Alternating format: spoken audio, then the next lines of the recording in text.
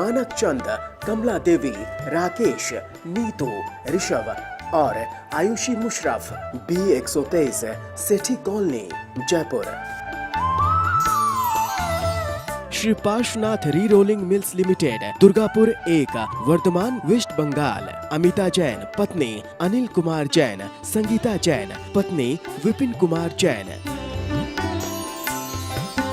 रत्नम प्रभा वाडेकर, प्रणिया शाह, रंजना कोठारे, वर्षा शाह, बारामती।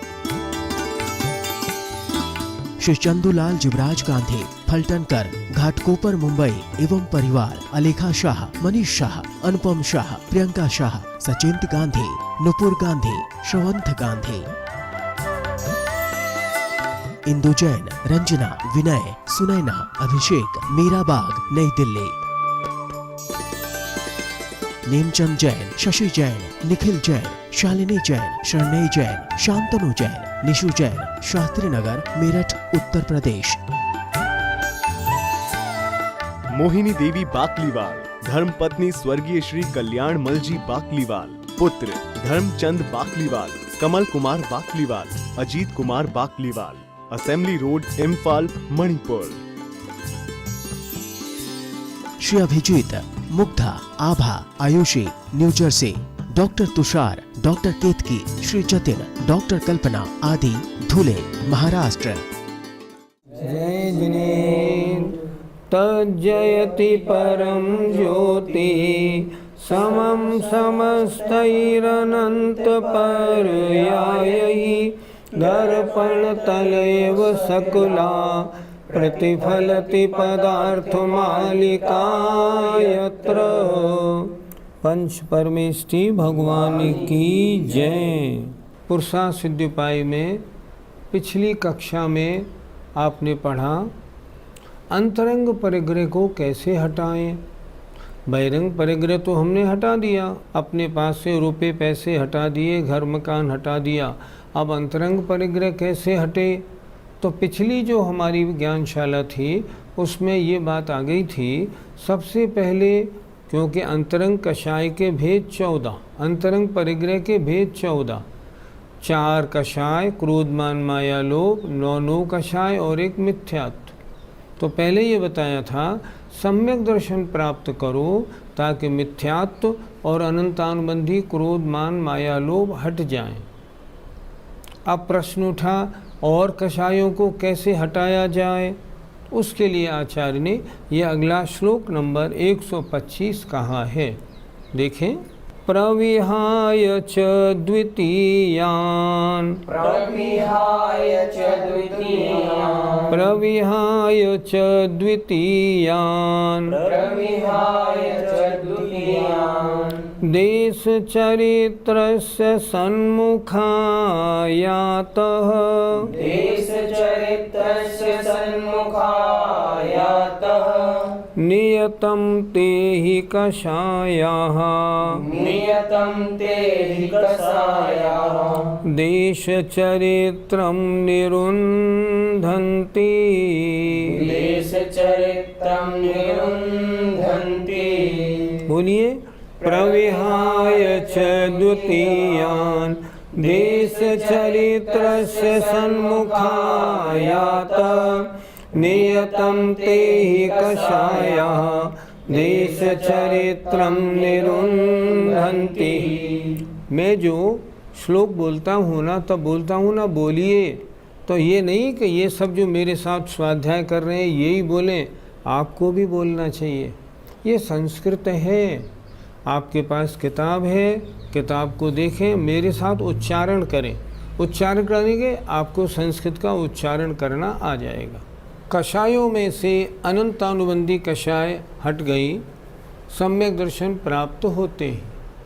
मिथ्यात्व अनंतानुबंधी हटी, सम्यक तो प्राप्त हुआ। शेष कषायों का क्या कार्य है, अब उनको कैसे हटाया जाए? उसके बाद उसके लिए देखिए, प्रविहाय छोड़कर और द्वितीयान दूसरे नंबर की कषायों को, अर्थात अप्रत्याख्यानावरण, क्रोध मान माया लोभ, इन 4 को प्रविहाय छोड़कर और द्वितीयान माने अप्रत्याख्यानावरण क्रोध मान माया लोभ को क्या होता है, देश चरित्रस्य, देश चरित्र के सन्मुख आयातः, वो सन्मुख आता है। अर्थात जैसे ही कषाय का अनुदय हुआ देश चरित्र प्राप्त हो जाता है। ते ही कषायाः, वे कषाय वास्तव में नियतम मन निरंतर देश चरित्रम, देश चरित्र को रोकती हैं, रुकावट डालती हैं। ये कषाय करती क्या हैं? ये कषाय हमारी बुद्धि को भ्रमित करने का कार्य करती हैं। अर्थात मान लो सम्यक दर्शन हो गया, लेकिन अप्रत्याख्यानावरण कषाय क्या करेगी, निरंतर अपनी बुद्धि में ये भ्रम पैदा करेगी, व्रतों को नहीं लेना, तुमसे पलेंगे नहीं, अभी समय नहीं है, बुढ़ापा आएगा तब देखेंगे, ये इनका कार्य है। बहुत से लोग ऐसे होते हैं, सम्यक दृष्टि बन भी गए, स्वाध्याय भी खूब करते हैं, व्रतों के नाम से तो कपकपी छूटती है। ये क्यों है? अप्रत्याख्यानावरण का तीव्र उदय। तो हम क्या करें, अप्रत्याख्यानावरण का उदय है, अब वो ऐसी बुद्धि करती है तो हम क्या करें, नहीं, अपना पुरुषार्थ जागृत करेंगे, अप्रत्याख्यानावरण हटेगी, देश चरित्र होगा। ऐसे ही तो होता है। पंडित जी, अप्रत्याख्यानावरण कषाय की परिभाषा क्या है?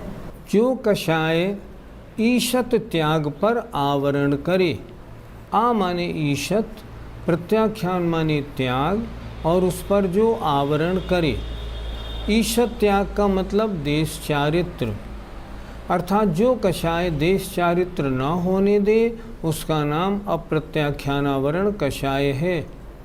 जब तक अप्रत्याख्यानावरण कषाय का उदय रहता है, आत्मा में व्रत प्रतिमा आदि लेने के विचार ही नहीं बनते, पुरुषार्थ उस ओर लगता ही नहीं, मन में कभी आता ही नहीं कि मुझे व्रत प्रतिमा आदि लेनी है।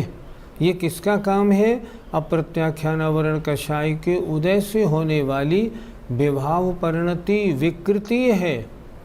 इसलिए यहाँ क्या बताया, अप्रत्याख्यानावरण कषाय रूप परिग्रह का त्याग करें तो क्या होगा, ये हटेगी और जीव देश चारित्र के सन्मुख आ जाएगा। क्योंकि जब तक ये कषाय हैं तब तक निरंतर देश चारित्र की रुकावट करती है।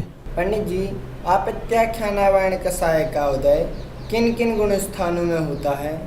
पहले से चौथे गुण स्थान तक सभी जीवों के अप्रत्याख्यानावरण कषाय का उदय नियम से रहता है। जैसे ही अप्रत्याख्यानावरण कषाय का आत्म परिणामों की विशुद्धि से, जैसे ही अप्रत्याख्यानावरण कषाय का अनुदय हुआ, उसका उदय रुका, गुणस्थान पांचवा हो गया। सारे नारकियों के, सारे देवों के, सारे चार इंद्रिय तक और असैनी पंचेंद्रीय जीवों के और मिथ्यादृष्टि मनुष्यों के, चौथे गुणस्थान तक सम्यक दृष्टि जीवों के भी व्रत न होने के कारण अप्रत्याख्यानावरण कषाय का उदय हमेशा रहता है। अर्थात पहले से चौथे गुणस्थान तक अप्रत्याख्यानावरण कषाय का उदय है, परिग्रह है, और इसका अनुदय किया, इसको हटाया और देश चारित्र हुआ। गुरुजी, हमको ये कैसे मालूम पड़े कि हमारे अप्रत्याख्यानावरण का अनुदय हो गया है? अंतरंग परिणामों का ज्ञान हमारी बुद्धि के बाहर की बात है। कोई आपसे पूछे क्या आपको सम्यक दर्शन हो गया है, क्या मिथ्या दर्शन और अनंतानुबंधी हट गई क्या, आप कैसे बोलोगे? आपको क्या मालूम? नहीं मालूम। क्या कोई चिन्ह प्रकट होते हैं? नहीं होती। बहुत से लोग कहते हैं उसको अपनी आत्मा चमकती हुई दिखाई देती है, ऐसे कुछ दिखाई नहीं देती, कुछ नहीं मालूम पड़ता। कितने ही महान तपस्वी मुनि महाराज हों, 11 अंग 9-10 पूर्व के ज्ञाता तक भी हों महान मुनि महाराज, गुणस्थान पहला, इतना स्वाध्याय होने के बाद भी नहीं। और दूसरी बात, अब हम उल्टे चलें तो 7वां नरक का नारकी 33 सागर तक रहता है, 7वें नरक में मार काट करता है, और 2 अंतर्मूर्त छोड़ के शेष समय सम्यक दृष्टि बना रहता है। कोई मापदंड नहीं। हमें ये नहीं मालूम पड़ता अप्रत्याख्यानावरण कषाय का उदय कब, अनुदय कब। लेकिन जब तक आप वृत्तियों को धारण नहीं करते तब तक तो उदय है, हाँ पक्का। और जिस दिन आपने अपने भावों की विशुद्धि बढ़ाई और आपने आचार्य श्री के पास जाके बड़ी भक्ति से और दूसरी प्रतिमा धारण की, समझो अप्रत्याख्यानावरण पीछे हट गई, उसका अनुदय हो गया। उसके अनुदय होने से नहीं, आपके आत्मा में विशुद्धि के परिणाम बढ़ेंगे, उसका अनुदय हो जाएगा। आप सोचें उसका अनुदय हो तब विशुद्धि आएगी, ऐसे नहीं। आप विशुद्धि बढ़ाएंगे, अप्रत्याख्यानावरण कषाय का अनुदय होगा। आपने आचार्य श्री से 2 प्रतिमा ली और नमोकार मंत्र का कायोत्सर्ग किया, अप्रत्याख्यानावरण पीछे, आपका गुणस्थान 5वां। मालूम नहीं पड़ता, लेकिन अगर आप सोचें आपने 2 प्रतिमा ली हैं और बिना किसी तरह निर्दोष पालन कर रहे हैं, गुणस्थान 5वां है, क्यों नहीं है। निरंतर ये सोचते रहिए कोई दोष मेरे सम्यक्त में ना लगे और कोई दोष मेरे व्रतों में ना लगे, आपका गुणस्थान पक्का 5वां है। पंडित जी, नारकी और देवों के अप्रत्याख्यानावरण कषाय का अनुदय क्यों नहीं होता है? क्योंकि नारकी और देवों की परिस्थिति ऐसी है कि वे किसी चीज़ को ना तो छोड़ सकते ना और एक्स्ट्रा ग्रहण कर सकते। उनको जितनी देवियाँ मिली हैं उन्हें मिलेंगी, उनको जो वैभव मिला है वो उनको मिलेगा। वो तो उतना कर सकते हैं कि उसमें अपने ममत्व भाव को उतना कम करें। इसलिए सारे नारकी और सारे देव 4थे गुणस्थान से आगे बढ़ ही नहीं सकते, कुछ भी त्याग करने की वहाँ सामर्थ्य है ही नहीं। प्रत्याख्यानावरण कषाय आत्मा के साथ लगा हुआ अंतरंग परिग्रह, उसको छोड़ने की बात हो गई। अर्थात देश चारित्र को धारण करे, भावों की विशुद्धि बढ़ाए तो अप्रत्याख्यानावरण का परिग्रह हट जाता है। अब शेष कषायों को और कैसे हटाए, उसके बारे में अगला श्लोक देखिए। निज शक्त्या शेषाणाम निज शक्त्या शेषाणाम सर्वेषामन्तरंग संगानाम सर्वेषामन्तरंग संगानाम कर्तव्यः परिहारो कर्तव्यः परिहारो मार्दव शौचादि भावनया मार्दव शौचादि भावनया। बोलिए। निज सत्या शेषाणाम सर्वेषामन्तरंग संगानाम कर्तव्य परिहारो मार्दव शौचादि भावनया। अप्रत्याख्यानावरण कषाय का अनुदय हुआ, देश चारित्र हुआ, देश चारित्र की विशुद्धि बनाई, अप्रत्याख्यानावरण कषाय हट गई। शेष कषाय बची अब प्रत्याख्यानावरण और संज्वलन और 9 कषाय। उनके लिए क्या करे? निज शक्त्या, निज माने अपनी, शक्त्या शक्ति के अनुसार, शेषाणाम बाकी बचे हुए अंतरंग परिग्रहों का, अनंतानुबंधी अप्रत्याख्यान और मिथ्यात्व को छोड़ दो, बाकी शेष प्रत्याख्यान और संजुलन कषायों का, सर्वेषाम समस्त ही अंतरंग संगानाम परिग्रहों का कर्तव्य है, करना चाहिए, परिहारो त्याग। मतलब अनंतानुबंधी अप्रत्याख्यान तो हट गए, अब बचे उनका क्या करना चाहिए? उनका भी त्याग करना चाहिए। कैसे करे? उन्होंने बताया मार्दव शौच आदि भावनाओं के द्वारा। जो मार्दव शौच आदि भावनाएं हैं उनके द्वारा शेष जो कषायें बची अब उनको भी त्याग करे, दूर करे, और इस तरह अंतरंग परिग्रहों से दूर हो जाएगा। फिर देखिए अपनी शक्ति के अनुसार अपनी शक्ति से शेषाणाम बाकी बचे हुए कषाय रूप अंतरंग परिग्रहों का सर्वेशाम सब का अंतरंग परिग्रहों का परिहारो कर्तव्य त्याग करना योग्य है। कैसे करे?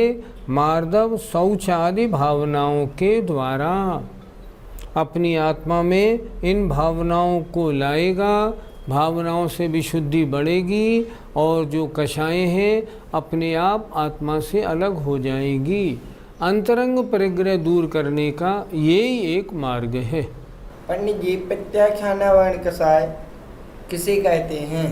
प्रत्याख्यान माने त्याग, उस पर जो आवरण डाले, अर्थात जो महाव्रतों को धारण ना करने दे, अर्थात जो सकल चारित्र स्वीकार ना करने दे, अर्थात जो मुनि ना बनने दे, उसका नाम है प्रत्याख्यानावरण कषाय। जब तक प्रत्याख्यानावरण कषाय का उदय है तब तक मुनिपद धारण करने का आत्मा में पुरुषार्थ नहीं हो पाता। ये कषायें आत्मा की उस बुद्धि को रोकती हैं। कोई क्षुल्लक एलक महाराज हैं, मान लीजिए साल 2 साल 3 4 साल हो गए और फिर भी वे मुनि नहीं बन पा रहे हैं। कारण क्या है? प्रत्याख्यानावरण कषाय का तीव्र उदय है। जब तक वो प्रत्याख्यानावरण कषाय की मंदता करने का प्रयास नहीं करेंगे, मुनिपद धारण नहीं हो पाएगा। गुरुजी, संजुलन कषाय किसे कहते हैं? जो चारित्र की पूर्णता ना होने दे। संज्वलन संयम के साथ जो जलती रहे, संयम को नष्ट न करे पर संयम के साथ जो अपना कार्य बराबर जारी रखे, उसका नाम है संज्वलन कषाय। ये कषाय कहाँ तक रहती है? ये 10वें गुणस्थान तक रहती है। ये किसका घात करती है? यथाख्यात चारित्र का घात करती है। अर्थात यथाख्यात चारित्र माने चारित्र की संपूर्णता। जब तक संजुलन कषाय का उदय है तब तक यथाख्यात चारित्र नहीं होता।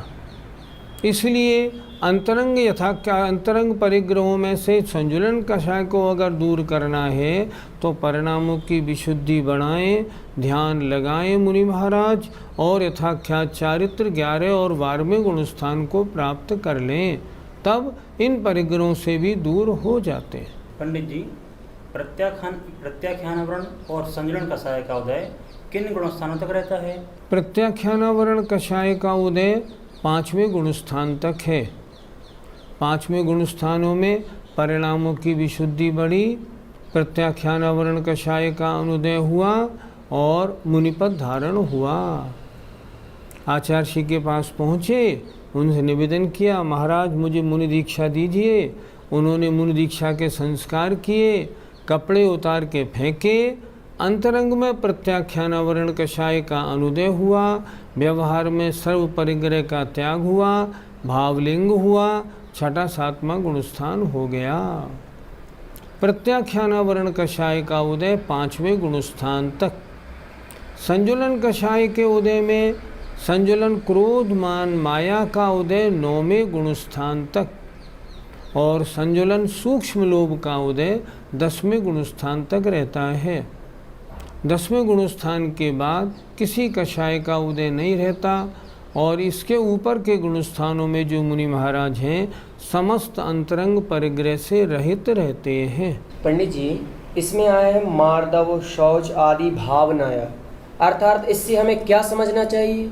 ये मार्दव शौचादि भावनिया ये आत्मा के परिणाम हैं, इसे अच्छी तरह समझते हैं। उत्तम क्षमा अपनी आत्मा में लाएं, उससे क्या होगा? क्रोध कषाय समाप्त होगी। उत्तम मार्दव की निरंतर भावना होगी तो मान कषाय समाप्त होगी। उत्तम आर्जव रूप परिणाम बनेंगे, निरंतर इस रूप भावना रहेगी, माया कषाय का अभाव होगा। और जहाँ उत्तम शौच धारण करेगी आत्मा तो लोभ कषाय का भी अभाव हो जाएगा। मार्दव शौचादि भावनया का मतलब उत्तम क्षमा, मार्दव, आर्जव और शौच आदि भावनाओं के द्वारा अर्थात इन धर्मों को आत्मसात करके जो आत्मा में विशुद्धि होगी, वो विशुद्धि वास्तव में आत्मा को कषाय रहित कर देगी। सारे अंतरंग परिग्रह समाप्त हो जाएंगे और आत्मा परिग्रह रहित 10वें गुणस्थान से ऊपर पहुंच जाएगी।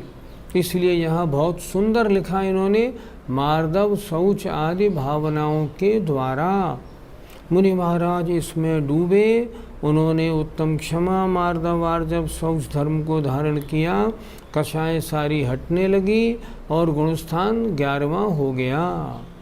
इस तरह इसका ये अर्थ बनता है। पंडित जी, यहाँ अपनी शक्ति के अनुसार क्यों लिखा? जब भी कोई व्रती मुनिपद धारण करेगा ना, तो अपनी शक्ति के अनुसार ही तो धारण करेगा। अगर शक्ति नहीं होगी तब तो अप्रत्याख्यानावरण के अनुदय तक रुकेगा।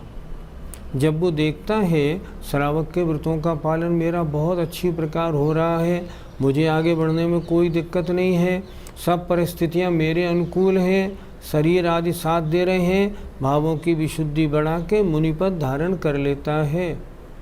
और मुनिपद धारण करने के बाद जब वो अपने शरीर के सहनन के अनुसार जब धर्म ध्यान और उसके बाद शुक्ल ध्यान में जब लगता है, तब शेष सारी कषायों की समाप्ति कर देता है। बिना अपनी शक्ति के तो कोई कार्य होगा नहीं। बहिरंग कर्मों का जितना भी अनुदय होगा, वो सब आत्मा की विशुद्धि को जितना पुरुषार्थ से मैं बढ़ाऊंगा उतना ही तो होगा। तो अपनी शक्ति के अनुसार ही शेष अंतरंग परिग्रहों का परिहार किया जा सकता है। शास्त्रों के अनुसार अपने भावों की विशुद्धि बढ़ाने के साधनों को समझे, बहिरंग में वैसी ही वितरागता लाए, समस्त परिग्रह सबसे दूर हटे, अंतरंग में ध्यान की एकाग्रता बनाए, धीरे धीरे कषाय रूपी परिग्रह आत्मा से निकलता जाएगा और गुणस्थान 11वां 12वां बन जाएगा। कषाय रूपी अंतरंग परिग्रह का सद्भाव 10वें गुणस्थान तक है। इसके आगे के 4 गुणस्थानों में अंतरंग परिग्रहों में एक भी परिग्रह नहीं है। जो मुनि महाराज निरंतर क्षमा मार्दव आर्जव शौच आदि भावनाओं की विशुद्धि को अपनी आत्मा में बढ़ाते हैं, निरंतर उस रूप चिंतन करते हैं, उनको क्या होता है, उनकी सारा अंतरंग परिग्रह धीरे धीरे आत्मा से पृथक हो जाता है। और ऐसा होने पर जो आत्मविशुद्धि प्रकट होती है उसका नाम है शुक्ल ध्यान, परम चारित्र। और फिर जब सारा अंतरंग परिग्रह हट जाता है, यथाख्यात चारित्र हो जाता है। इस तरह अपनी विशुद्धि शक्ति के अनुसार बढ़ाए और अंतरंग परिग्रहों को आत्मा से निकाले। हम सब में सामर्थ्य तो है आगे बढ़ने की, पंचम काल में इतनी सामर्थ्य तो नहीं जो हम शुक्ल ध्यान धारण कर सकें, लेकिन इतनी तो शक्ति हम में है जो हम श्रावक के व्रतों को धारण करके अपनी शक्ति से देखें, हाँ हमारी सामर्थ्य बिल्कुल ठीक है, मुनिपद धारण करने के योग्य हम हैं, बस फिर क्या बात है, मुनिपद धारण करें। मुनिपद धारण किया और प्रत्याख्यानावरण कषाय का अनुदय हुआ। निरंतर 6ठे और 7वें गुणस्थान में आत्मा का आना जाना प्रारंभ हो गया। संजुलन कषाय का मंदोदय गुणस्थान 7वां, तीव्रोदय गुणस्थान 6ठा। पंचम काल में इससे ऊपर जाने का रास्ता नहीं है। हम सभी श्रोताओं को, हम सबको ये करना चाहिए, धीरे धीरे अंतरंग परिग्रहों को कम करें। जितना कम करेंगे आत्मा उतनी पवित्र बनेगी, मोक्ष मार्ग उतना स्पष्ट होगा। पुरुषार्थ हमें ही करना है आगम के अनुसार। चारित्र धारण करने के लिए हम क्या करें, ध्यान रखना हमेशा, अगर आप चारित्रवानों की संगति करेंगे तो चारित्रवान बनेंगे, अगर चारित्रवान जो नहीं है उनकी संगति करेंगे तो चारित्र रहित ही बने रहेंगे। इसलिए ढूंढें किन मुनि महाराजों का चारित्र परम विशुद्ध है, उनकी शरण में जाएं और उनकी संगति में रहेंगे तो चारित्र क्यों नहीं धारण होगा। जय जिनेन्द्र। मानक चंद, कमला देवी, राकेश, नीतू, ऋषभ और Ayushi Musharraf, B123 Sethi Colony, Jaipur. Shri Parshvanath Re Rolling Mills Limited, Durgapur 1, Bardhaman, West Bengal. Amita Jain पत्नी अनिल कुमार जैन, संगीता जैन पत्नी विपिन कुमार जैन। रत्नम प्रभा वाडेकर, प्रणिया शाह, रंजना कोठारे, वर्षा शाह, बारामती। श्री चंदूलाल जुबराज गांधी, फलटनकर, घाटकोपर, मुंबई एवं परिवार। अलेखा शाह, मनीष शाह, अनुपम शाह, प्रियंका शाह, सचिंत गांधी, नुपुर गांधी, श्रवंत गांधी। इंदु जैन, रंजना, विनय, सुनैना, अभिषेक, मीराबाग, नई दिल्ली। नेमचंद जैन, शशि जैन, निखिल जैन, शालिनी जैन, शरणई जैन, शांतनु जैन, निशु जैन, शास्त्री नगर, मेरठ, उत्तर प्रदेश। मोहिनी देवी बाकलीवाल, धर्मपत्नी स्वर्गीय श्री कल्याण मलजी बाकलीवाल। पुत्र Dharamchand Bakliwal, Kamal Kumar Bakliwal, Ajit Kumar Bakliwal. Assembly Road, Imphal, Manipur. Shri Abhijit, Mugdha, Abha, Ayushi, New Jersey. Doctor Tushar, doctor Ketki, Shri Jatin, doctor Kalpana आदि, धुले, महाराष्ट्र।